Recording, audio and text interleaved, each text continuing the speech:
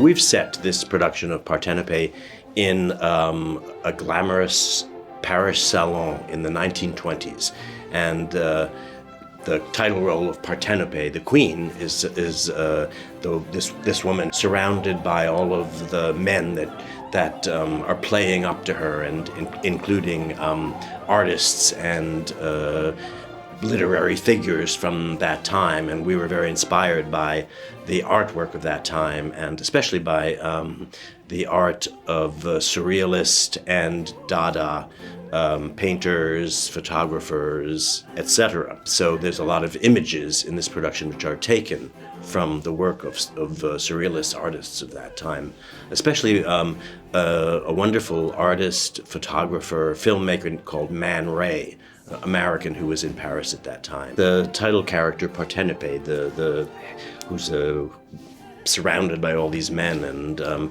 we were very much inspired in our ideas about her by a real figure from that time, Nancy Cunard, who was a very wealthy British woman who had a Paris salon and had relationships with many of the great figures from the artistic world of that time, and she had massive amounts of affairs with all of those men and supported them financially. And in addition to that, she actually was quite a strong social character that was fighting for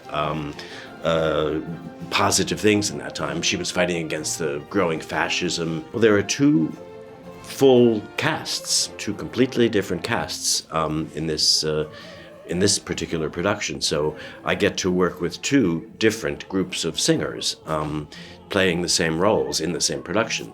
And it's fascinating to see how different one person playing a role is from the person playing the same role in a different cast. It's exciting to see how much I can allow one version of this to be different from the other, and it's very creative, and it's very exciting to work in that kind of a way. This is really an amazing opera, and the fact that it's very modern, it's very sexy, and it's very funny.